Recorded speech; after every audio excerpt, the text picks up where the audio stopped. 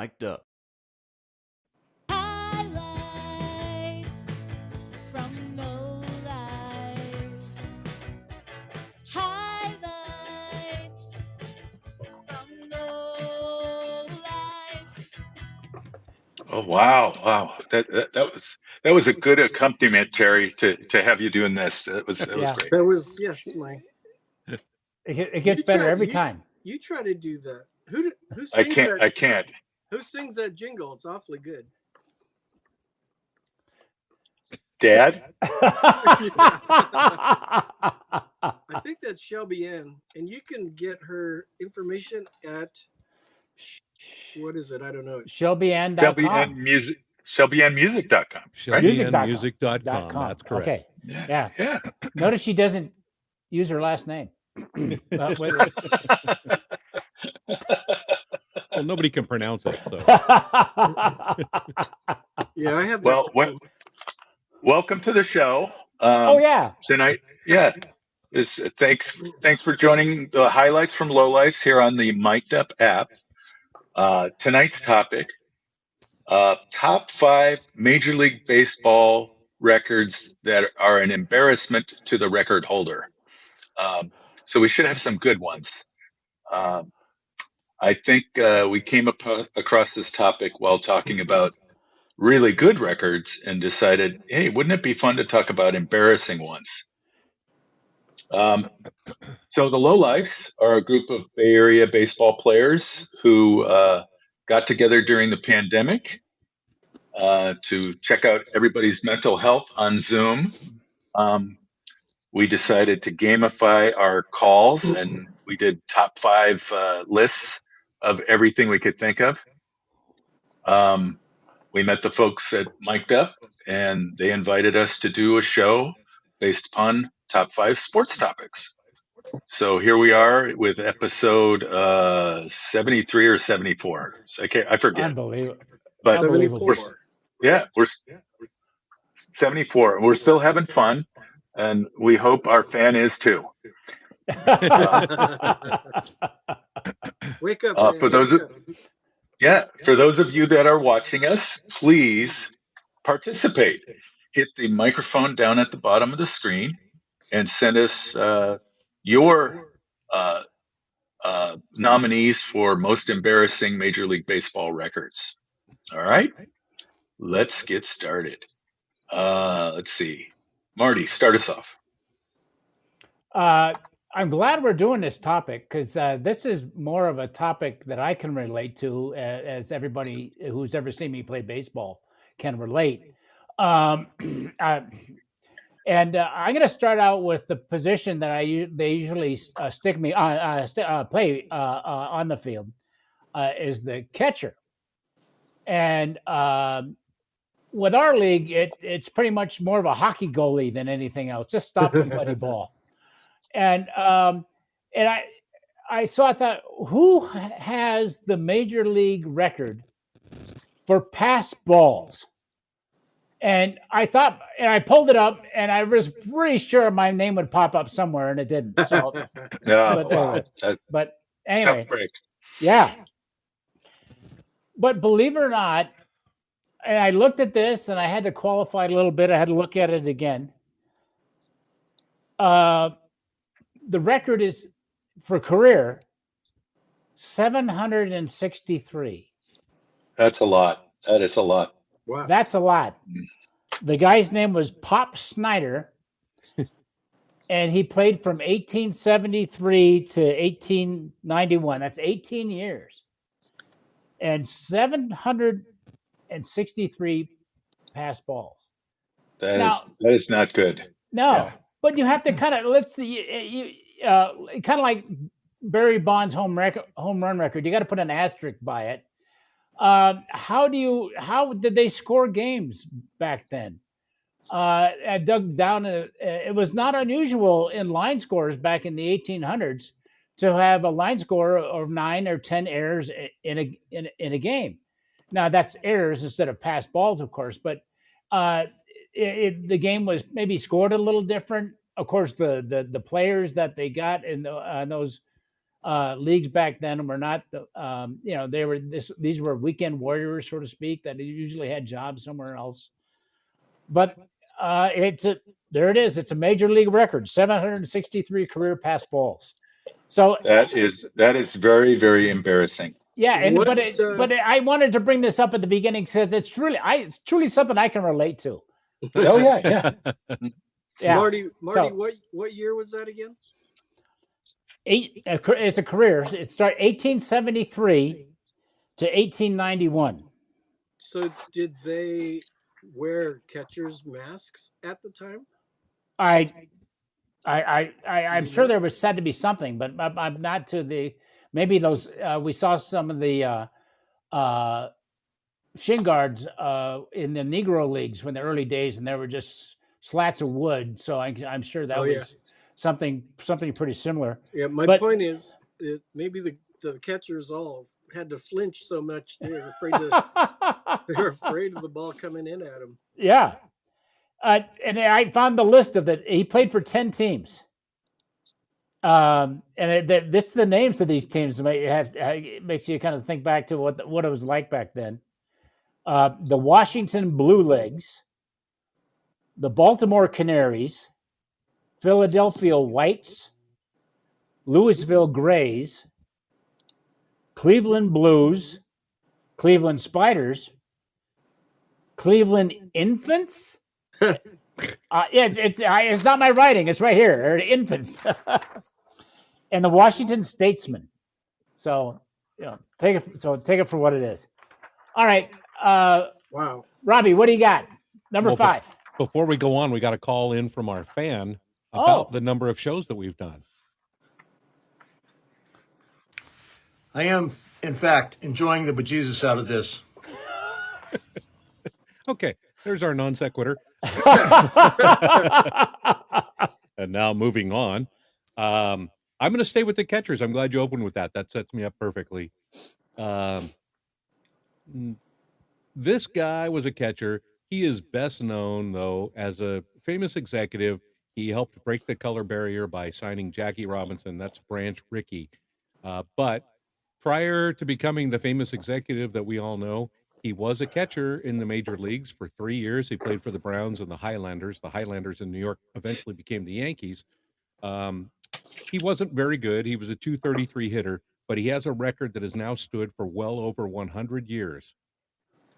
He's probably not too proud of it, or he probably wasn't. But on the other hand, none of us had a chance to ever break this record, so he's got that going for him.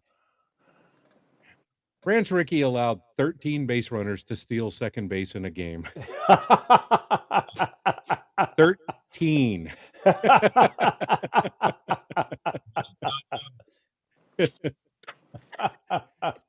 Yeah, 13 base runners stole in one single game, second base against Branch Rickey. So that's a pretty dubious achievement. Webby, what do you got? All right, I'm going to go back to one that most of us can remember, because this poor guy, every time he pitched, they would talk about the record that he was adding to. Mets pitcher Anthony Young lost 27 consecutive decisions over 2 seasons. Just couldn't get it done. Couldn't get it done as a starter. Couldn't get it done as a middle reliever, and then they even got some chances to close out games because he was a pretty good pitcher. But in terms of decisions, he lost 27 consecutive games before winning a game against, I believe, my favorite team, the Cubs at the time. So, yes, Anthony Young. I don't think that's a record that will be easily broken, and so he'll be forever in the record books. Tara, what do you got? You know what? I think I have the wrong topic. The wrong topic? The one that before we started as we started the show, the most embarrassing Major League Baseball records happening right now. It's happening right Uh-huh. now. Yeah, Yep. I have a different topic. Or I'm obviously misunderstood. I have Major League Baseball most embarrassing moments. Okay, that's fair. You Okay, all right. you can do We'll take it. embarrassing moments. We're My, going to do records, but you can do I'm, moments. Go I'm for it. sorry about that, but I read it. I totally read this wrong. I even looked at the mic'd up highlights from Lowlife's website Oh, on you the did. app, and I You still did. read it wrong. I think. Well, I mean, I think right now you're just going for extra credit because you're good enough on your paper, but if you do well, maybe the teacher chips in a C for you. So, what do you All got? right. What Well, I'm sorry embarrassing about moment? this, but I'm gonna stick with it for now. Yeah. Uh, how about this? Number 5. All right. This is the most embarrassing Major League Baseball record holders. Just kind of a embarrassing moment. Okay. Most embarrassing MLB moment I have. Dang. Sorry. I'm sorry, everybody. It's okay. I Here think it we've is. Number covered it 5. ad nauseum. Definitely. All right. Here it is. Pablo Sandoval Yes. playing for Boston at the time. He breaks his belt fouling off a knuckleball. Oh, I It's funny. remember that. If you look at the video, you can see the knuckleball coming in. There's no spin on it, and he takes a full swing, and the little tab that holds your belt together, the little I don't know what that is. The little thingy. It absolutely it flips over backwards, and he can't get it to work. And so his pants practically fall down. The snap on the front of his pants come apart, and the buckle is loose. He pulls it off. He throws it into the dugout, and everybody's just they're just laughing hysterically at him. Yes, and So this is that's when. it. I'm sorry if I messed that up. Oh, that's all right. This is back when Pablo was really, really big. Yeah. Yes.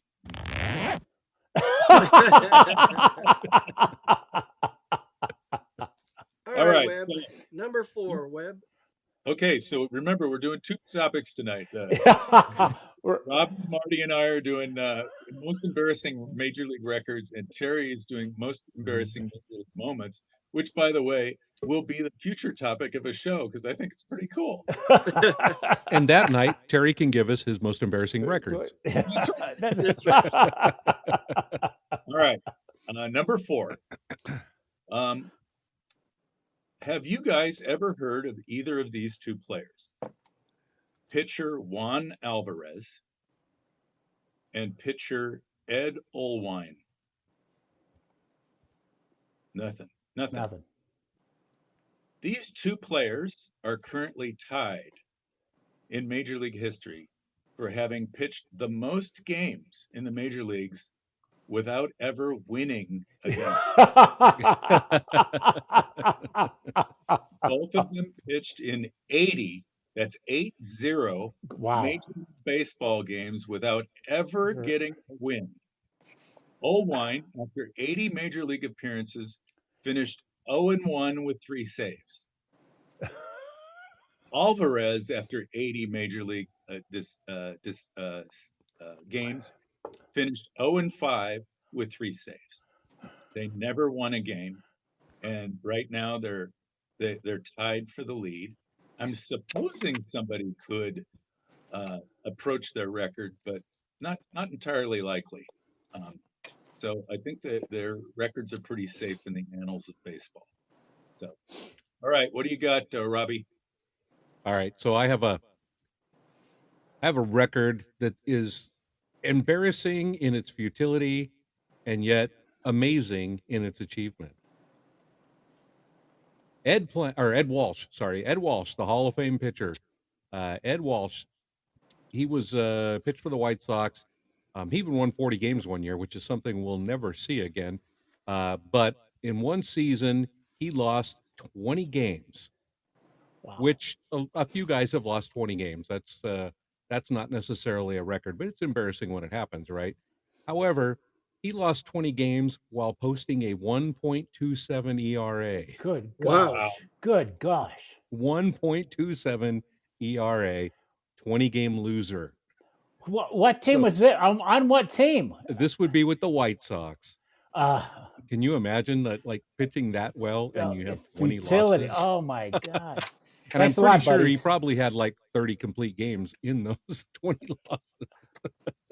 So Wow. the modern record is Oral Hershiser, which translated from German means mouthful of horseshit, I believe. But anyway, There goes the red flag. Okay. he lost 15 games in 1989 with a 2.31 ERA. Wow. And that's the year they won the or they were in the division championship for the playoffs, almost one tier away from the World Series. So, yeah, that's pretty Wow. bad though. Can you imagine 1.27 ERA and you lose 20 games? And that's wow. Yeah. Hershiser, modern era. Yep. All right, Marty, what do you got? A number of things actually, but let's stick with Besides chlamydia. Oh, you stole my line. Damn it. now that I've my first pick was to trash the catcher for pass balls. Sometimes it's not the catcher's fault. And if any of us seen us play in any of the games, that I'm not 7'4", and I don't weigh 450 pounds sideways. So sometimes these are just wild pitches. What's the major league career mark for wild pitchers in a career? Ooh. What's the figure? What do you think? I'm In a gonna go with career. In a career? Mitch Williams. Actually, number 2 on the list is Nolan Ryan with 277. Really? Oh, Yep. But this guy's name is Tommy Mullane, 343 wild pitches. And again, you really have to dig into the record books because again, this is back in the 1800s. And you really don't, let's see, 1881 to 1894. And there's a little, and a little bio about it. You really feel bad for him because halfway through his career, they changed the rules and pushed the mound back an additional 5 feet. So who could blame him? You know? Yeah. I agree. It's really not fair. But That's a lot of wild pitches. son. that's a lot of wild pitches. And again, going back to what I said about the scoring was a little different back then. But it makes for some funny stats that you wouldn't believe. A guy had 300, almost 350 wild pitchers in a career. But there you go. Yeah. And now that I've bored everybody, let's go back to Mr. Wonderful. That's you, Terry. That's you. Oh, thanks. All right. I'm quickly catching up here. All right. One of the most embarrassing losses in Major League Baseball history occurred in 2007. It was the Rangers against the Orioles. The Rangers lost the game 30-3, Oh. marking the Oh. most lopsided defeat in Major League Baseball history. Oh. So you got that one right. Nice job. There you Thank you, Google. go. Robbie? Is it just is embarrassing topics for another show then? Yeah, because he nailed that one. Yeah, that was good. It was a record. Yeah. Did everybody go that round? I believe I think so. Yes. Interesting. I guess that brings us to my favorite segment. Part of the show I like to call What You Drinking. As always, the highlights from Lowlifes are sponsored by our good friends at Almanac Brewing, Alameda, California. They are, without question, one of the top craft brewers in America. And they sponsor the show by giving us beer so we can drink and get funnier as the show goes on. So in our own minds anyway. Yeah, Well, absolutely. and we all take if turns. if you drink with us, we get funnier. That's right. So we all take turns drinking different beers and giving a brief synopsis of them to make your mouth water and make you want to go spend your hard-earned money to buy some Almanac beer. I am drinking the latest release in the lager series. This is the Porch Light Lager, and as we love to say, like a moth to a light, I'm drawn to this beer. What are you guys drinking? Well, Almanac does a number of great beers, and we've discussed a great deal of them. But sometimes you just got to go back to the tried and true, the basic, the true Kolsch. Good choice. And again, this is January, so you think it's just as good, just as refreshing in January as it is on the golf course in June or August or September. So it's a true winner. Almanac's True Kolsch. Nice call. Thank you. Tiger. Well, how about this? I'm drinking Almanac's Hefeweizen. It's called Hugs. Oh, make you feel all warm inside. Oh, wow. Its warm golden hue Didn't I say will that? delight you. Hugs by Almanac. All right. And I am drinking the Bunny Hill IPA. I've been stuck on this lately. I really like it. For those of you that aren't big IPA fans, this is one that I think you will be drawn to. It's a good starter IPA. For me, it's something that it's not as heavy, and it's smoother going down. So I really like it. So that is my beer of the day. All right. Good pick.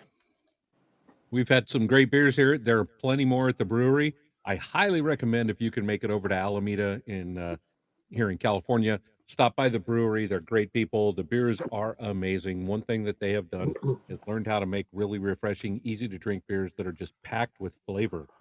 So it's kind of the best of both worlds. So stop by Almanac Brewing. Pop in there and let them know you heard about them from the highlights from Lowlife show, and they may take pity upon you.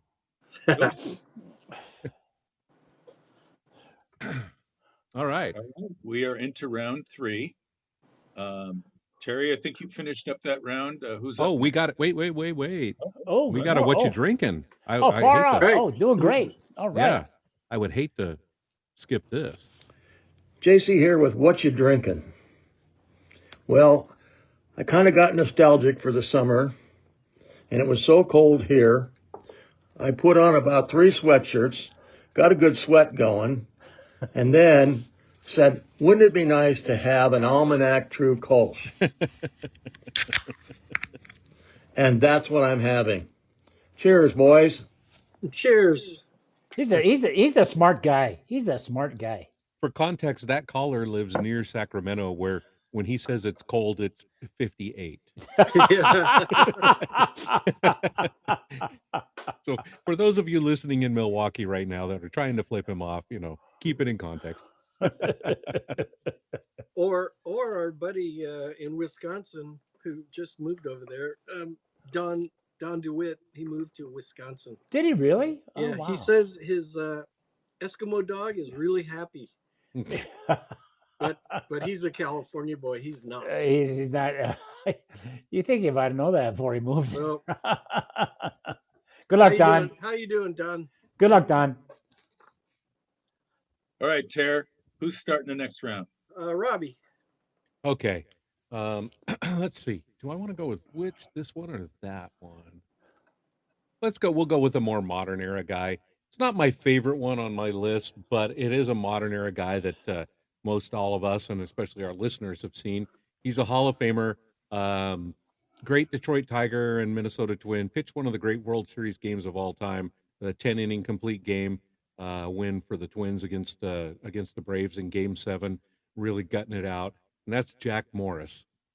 Jack was a great pitcher, but he pitched for the Tigers in 1989, and they were a bad team. The Tigers, I think, won 59 games that year. He became, and his dubious record is, the first person in the major leagues to have more complete games than victories. He had 10 complete games and only 6 wins that year.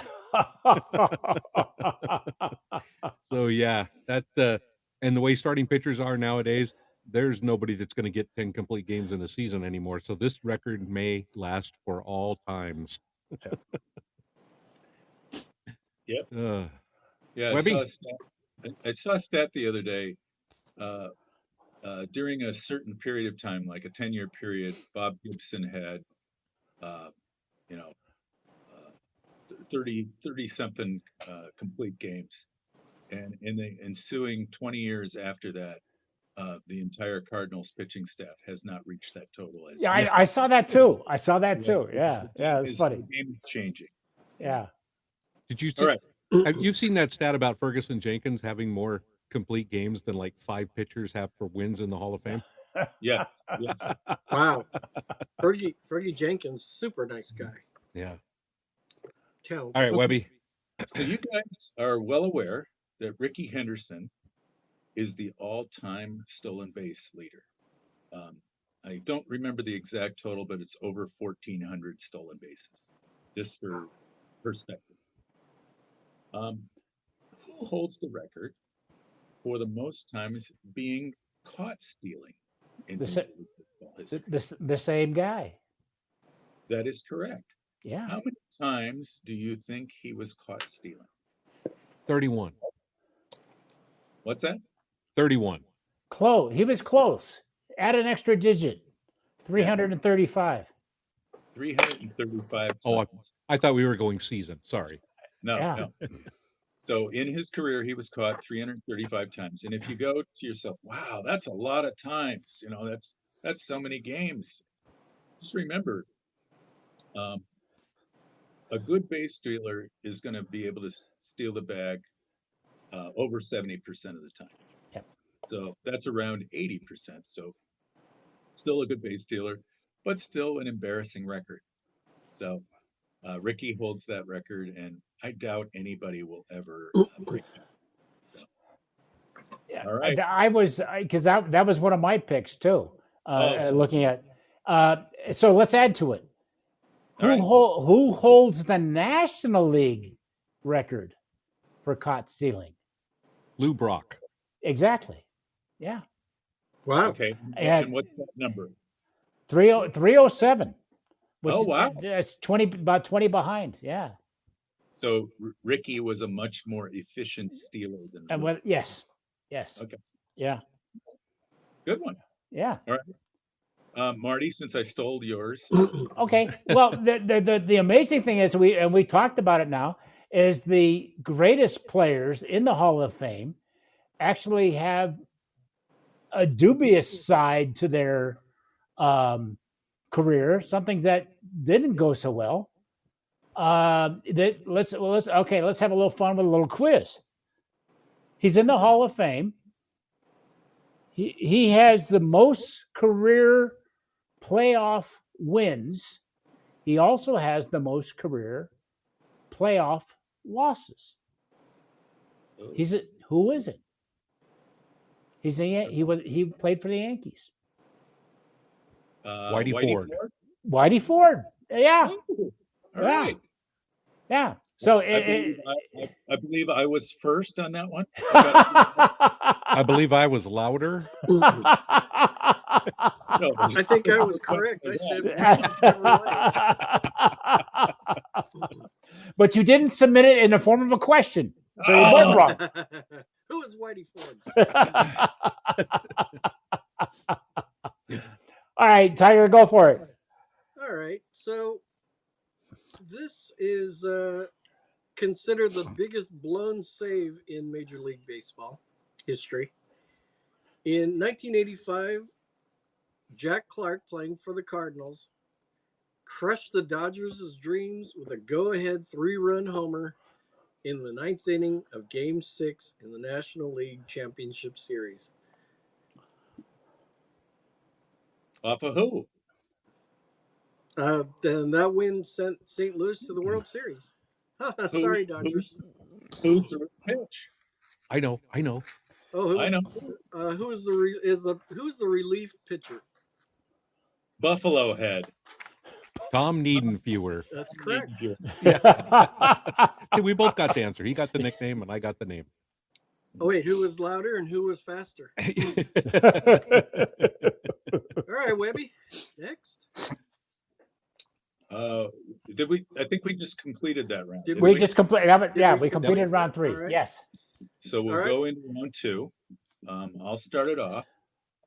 So we just talked about how great a base stealer Ricky Henderson and Lou Brock, how great they were.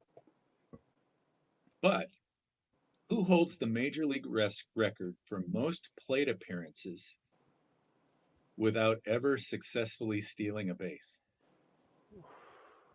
My mind says Gus Triondos. So you're on the right path. You're thinking a slow-footed catcher. Marty Brown is not the correct answer. And you're thinking, oh, what kind of a record is it if the guy never attempts to steal? But this guy did try to steal and Okay. just was never successful.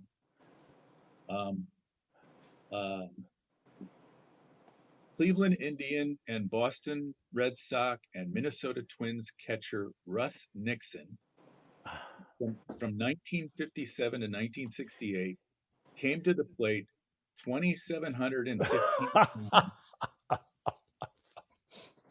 He had a career batting average of 268. He was 0 for 7 when Oh, for attempting. 7. You think he would have got the message after 3, but Yeah. His attempts were before 1961. After 1961, he said, I'm not good at this. I'm not going to try anymore.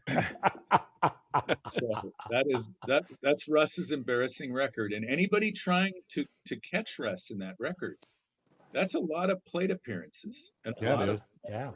So it's going to take you a long time. Yep. So, yeah, even if you don't even attempt to steal, it's going to take you a long time.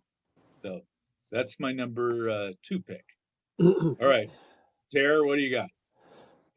Did anybody mention Herman Long? Or Billy Scheidel? 1,096 errors. Wow. Career errors. Yeah. Career errors. Yeah. I don't know anything else about him, but that's the stat. Marty? Well, again, we're back in the 1800s again. Yeah, it's a dull timer. Yeah, he played, and again, I love to listen to the teams he played for. And he started in 1889 with the Kansas City Cowboys, then the Boston Bean Eaters, the New York Highlanders were already mentioned in this. Now, and then 2 teams that are really odd in 1903 and 1904, the Detroit Tigers and the Philadelphia Phillies. But again, how did they score those games back then? But that's still quite a record of over 1,000 errors in a career. Yeah. Yeah. Was crazy. he had to be an infielder. What position did he play, Marty? He was a shortstop. Yeah. He was no Rabbit Moranville. Well, they said part of the problem is he said he had great range. He could get to the ball, but the problem was getting the ball to where it needed to be, first base, second base, or something like that. And again, it maybe at that time, if you got to the ball, knocked it down, they may have charged you an error for that because you got to it. So who knows? Yeah. Yeah. Herman Long, nice job, Terry. Thank you. Who hasn't gone? Robbie? I haven't gone this round. All right, we're going to go to 1919. First off, I believe that in the old days, the players had better nicknames. This guy, Slim Sally, his nickname was Scatter. I don't know why, but I love that he was Slim Scatter Sally. He pitched for the Reds. He was a decent pitcher. In 1919, though, he posted a record of 21 wins and 7 losses, which is pretty good. And now, for those of you that get the Reds and a 20-win pitcher in the immaculate grid, on a regular basis, if you're playing that game, remember the name Slim Sally, because this is going to get you great points. Again, 21-7, but he set a record. I don't know if it's dubious, but it is kind of weird. So I'm counting it. He struck out the least amount of batters ever for a pitcher with 20 wins. He struck out 24 batters. Wow. Hmm. Yeah, and I think he had 34 starts that year. He went 21-7. He struck out 24. Yeah, you There know must what? be great defense behind him. You guys go back and look at the records of baseball teams in the 30s, 40s, and 50s. It was not about the strikeout. Right. It The was just starting pitchers, outs. yeah, they didn't. It was fairly infrequent that they even had 100 strikeouts in a season. It was about getting the batter to put the ball in play sooner Right. rather than later. Yeah, I think the shortest or the fewest pitches ever thrown in a game was 58. And Yeah, that's based on that theory. That was I think it's one of my favorite quotes ever in baseball. Rick Russell, when he was playing for the Giants and having that all-star year that he had, a reporter asked him, "What's your theory of pitching?" He says, "Make them hit the first ball on the ground for an out." And the reporter said, "Well, what if that doesn't happen?" He goes, "Well, then I try to make them hit the second pitch on the ground for an out." yes, And that's, yeah, to Rob's point, I think that goes all the way back to these guys. So the modern era, Tommy John won 22 games and struck out only 78. So he yeah. would be the most recent guy of any note. But anyway, it just seems weird and strange. And you'd think you would accidentally strike out more than 24 pitchers in 32 starts. Yeah. But remember, Slim Sally, immaculate grid, Reds pitcher with 20 wins in a season. So that was Eminem's song, Slim Sally. Slim Sally, yeah. Yeah, yeah. Anybody left on this round? Nope. Round two. Yeah, I think so. Me. Oh, Marty? well, this is the perfect time for it. Okay, so it sounds good. This is the part of the show I like to call, ugh. Oh, that's This is, we love Mic'd Up. Mic'd Up's been great to us, but every week, Webby's got to talk about him. So that part's great, and there's plenty to talk about, as you'll note by how long it takes him to talk. So if you need to offload and reload, this is a great time to do it. time. Yeah. Take it away. I do this whole thing from memory now. You are watching us on the Mic'd Up app, and thank you for joining us. Again, if you'd like to leave a question or a comment, hit the microphone at the bottom of the screen. You have 30 seconds to leave us a question or comment or an insult, whatever it might be. We are a proof of concept show, and there are some other shows on the network that you might enjoy. AJ Rovner has a show called The Rovner Report. AJ is a huge New York sports fan covering the Rangers, the Knicks, the Mets, and his beloved New York Giants, who are not a good football team. AJ has a show coming up on Friday morning. It will be about the New York Rangers, who are actually playing pretty well right now. Yeah. So, if you're a hockey fan, tune in. Jim Darby, former Easton and Mizuno sports executive, has a bi-weekly show. Jim is usually talking about folks he met through Easton. He's had a tough year with both Pete Rose and Ricky Henderson passing away. They were some of his good clients there. And Jim is also an accomplished author and is heavily involved with Cal Baseball. So take a listen for his show every other week in the upcoming section of the app.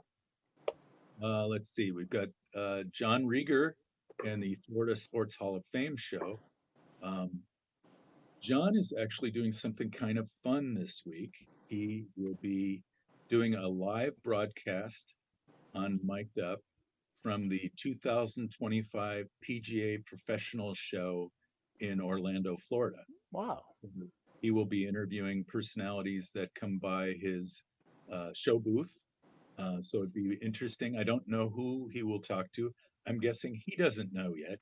It will happen as it happens. And so look for his show. I believe it's either Thursday or Friday. but you'll see it in the upcoming apps.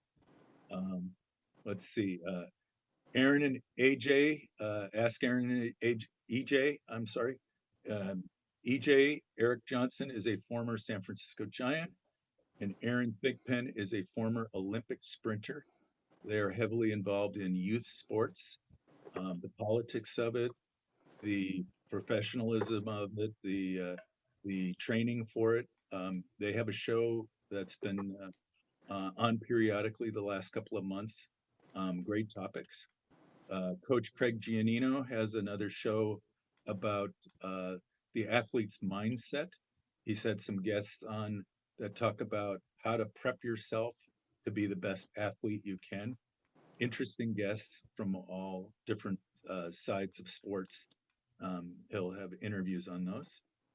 Let's see. Oh, am I forgetting? Oh, our friends at Yankees Coast to Coast.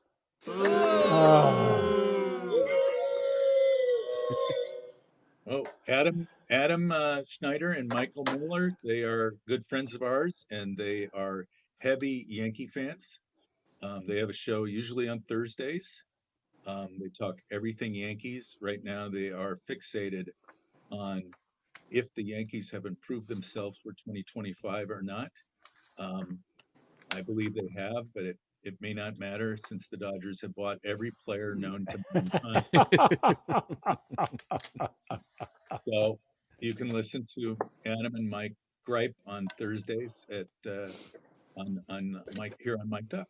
All right, that's what I got. Hopefully, All right. hopefully I didn't forget any. Hey, Marty, Yeah. did I cut you off on that round? Yes, you did. Ah, But I that's okay. That's I fine. misunderstood you, Not a problem. No problem. and I've been That's fine. called out by a caller. So Oh. I actually wasn't a caller; it was a text. Actually, it was my wife shouting from the other room. So Marty, you still have to give us a round two, or is that what Marty still needs to go number 2. Yeah. Oh, go for it. All right. One of the funny things is that I have another statistic about a Hall of Fame pitcher who has the dubious record of having the most balks in a career. Who would that be? Steve Carlton. Oh, Really? wow. Yeah. 90. 90. Yeah. Oh man. So again, it's kind of funny because we've mentioned Whitey Ford earlier in Hall of Fame, and Ricky Henderson and Lou Brock, all these fantastic players that just through their efforts in trying, and I guess the effort is what makes you a Hall of Famer. It doesn't work out always the way you want it to. So, but I thought that was interesting. Yeah, I wonder how many Steve Carlton. runs. I wonder how many runs scored with that many balks. Yeah, runs scored allowed. Yeah, it'd be easy. Yeah, it'd be funny to go back and look at that. But yeah, that was my. And now I feel refreshed. I'm done with my number 2, so Okay. I'm back with the rest of you. So, All right, so before we start, And are you relieved? okay.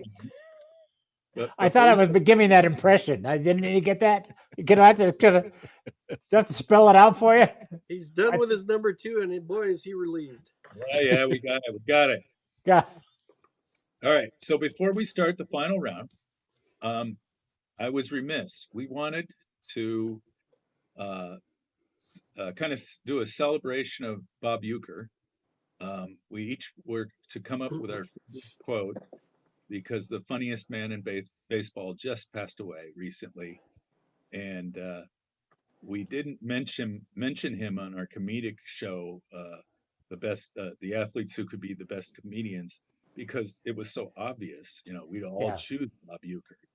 So we were tasked with coming up with our favorite Bob Uecker quote to kind of celebrate his life.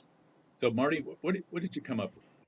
Well, there was he's got so many, and it was a great loss, and it's great to see the outflow of emotion.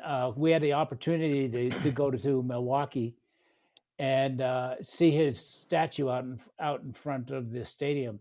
And the last day, it was just flowers and gifts and just overflowing. And it was Lots of Miller Lite cans, which was and a lot. amazing. But so many lines, and the one that I can emulate with was the one that we were saying. Yeah, I was playing with the Braves, and it was the bottom of the ninth, and there was 2 outs, and I come walking up to the batter's box, and I looked over at the other team's dugout, and they were already in their street clothes. Yes. So I can relate to that. All right, somebody else take one. Go ahead. How about the way to catch a knuckleball is to wait until it stops rolling, then pick it up. Oh, yeah. Yeah. Robbie, what do you got? That's all. We got one goddamn hit. Don't worry, nobody's listening anyway. Yep. Well, my favorite is every time I hear this, and I've heard it 100 times. It's like Marty. It's like my Who's on First. Yeah. He used to crack up Johnny Carson with this one. Oh, that was great. Oh, it's fun to watch. Carson would ask, well, how successful were you in the major leagues? And he says, well, I think my top salary was in 1966. I made $17,000, and 11 of that was from selling other players' equipment.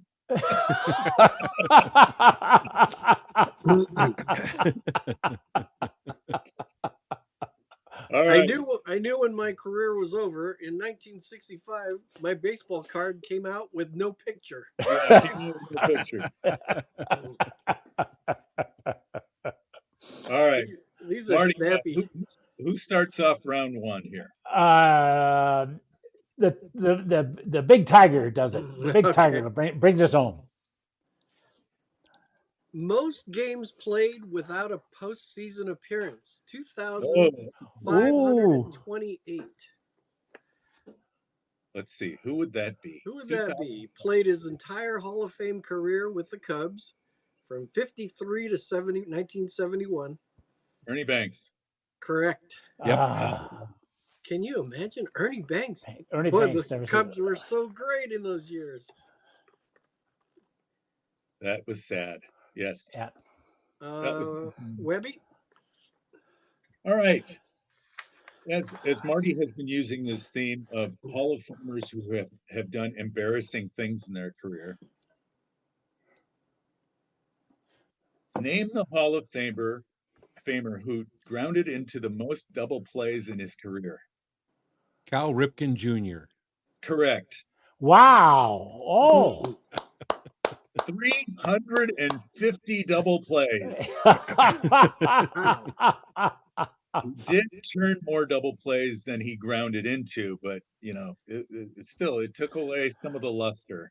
You had to have a long career to ground into 350 double plays. Yep. Wow. That's right up there with one of my honorable mentions, and I want to mention this now because it's part of this theme. Wes Westrum on Wes Westrum Day grounded into 4 double plays. He counted 8 out on his own day. Wow. All right.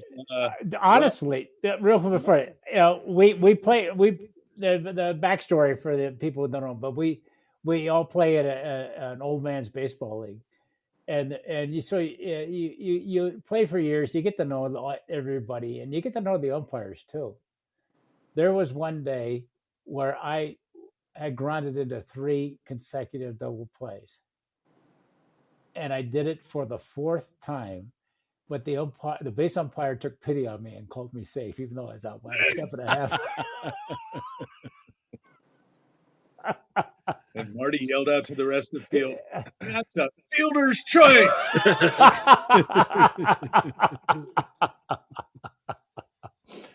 All right, I'm sorry, I interrupted. Go ahead. I'm sorry. Marty, let's give us your number 1 pick. All right. Okay. So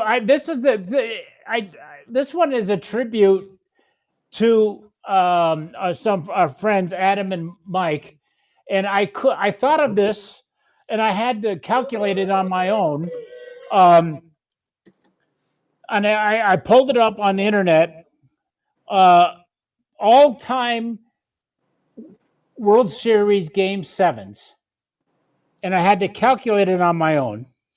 But I came up with a particular team who has lost more Game 7 World Series games. And come on, guys, I gave you than any other team.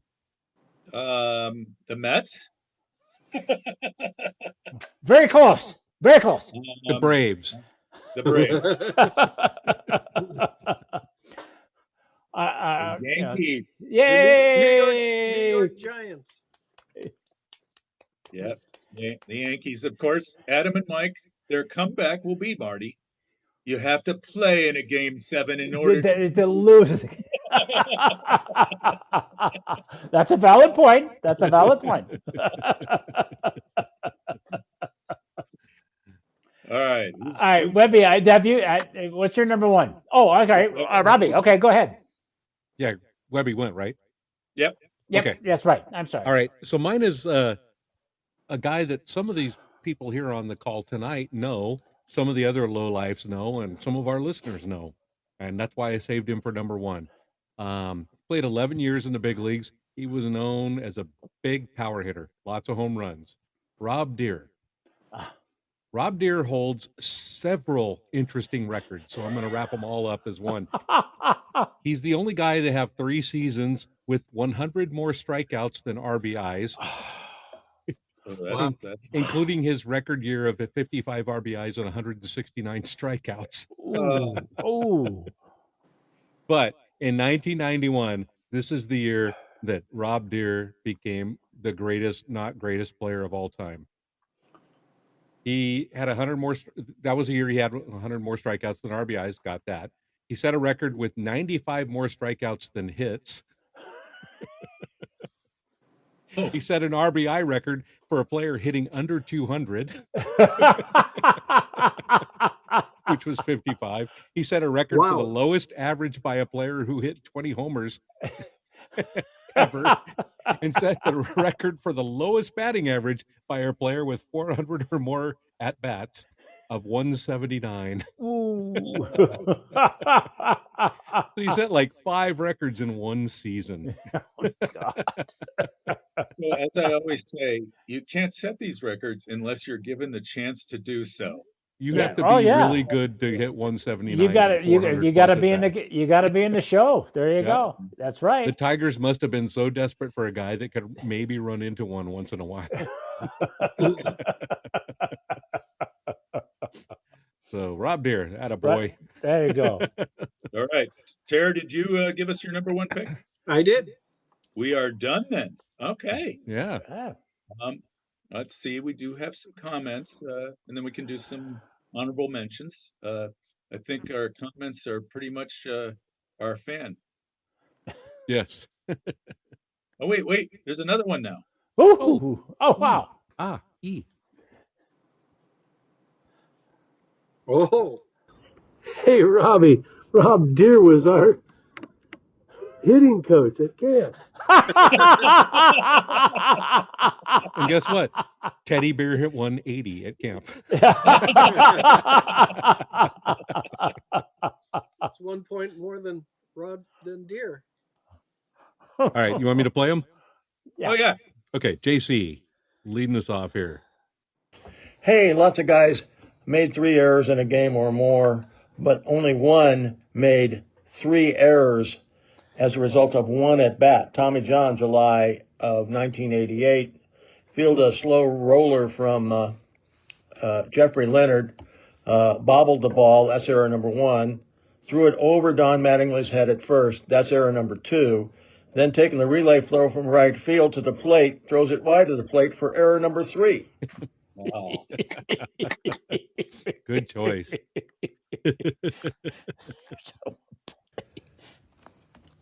JC here with number 4 and number 3. Let's talk pitching, relief performances. Bubba Harris, A's, 1948, 6 hits, 5 walks, 12 earned runs. Ooh. Modern era starters, 2007, Jason Jennings went 2/3 of an inning, 8 hits, 3 walks, 11 runs.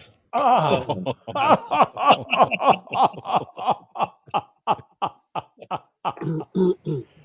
JC here with number 2, worst major league debut.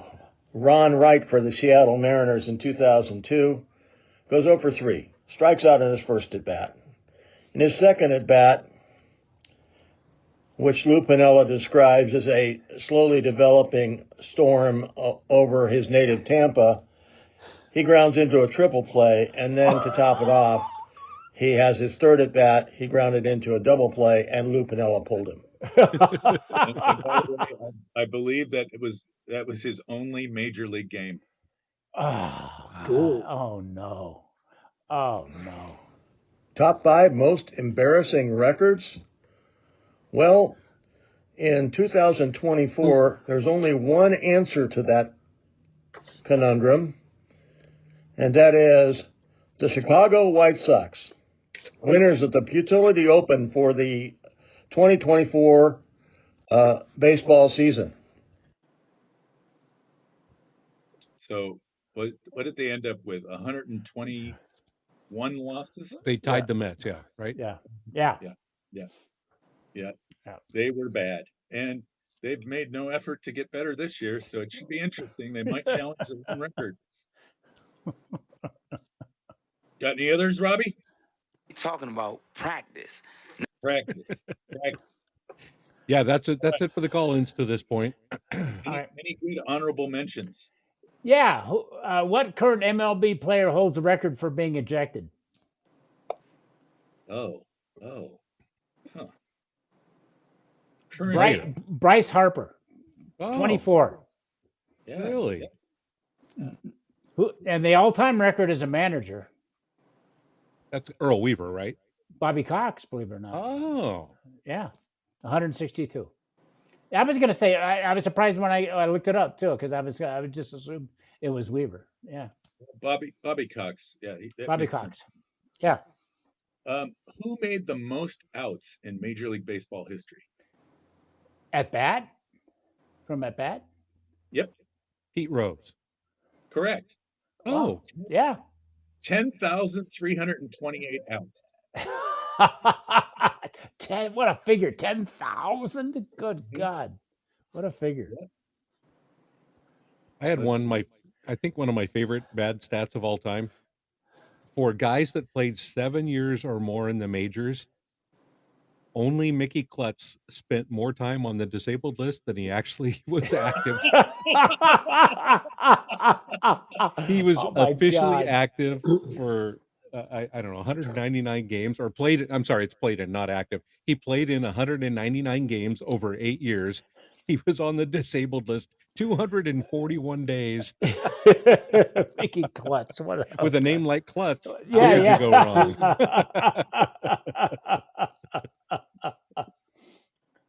It's most at bats in a career without hitting any home runs. It is because Kuiper, of course, hit his. So this guy played from 1876 to 1888, 2,335 at bats. William Holbert never hit a home run. Let's see. Do you have the Bill Bergen one? No. What's that? Bill Bergen has 2 records. He is the only position player. He has the longest non-hitting streak for a position player. 0 for 46. 46 at bats without a hit. And the lowest lifetime batting average for a guy with over 3,000 at bats. 170. Oh.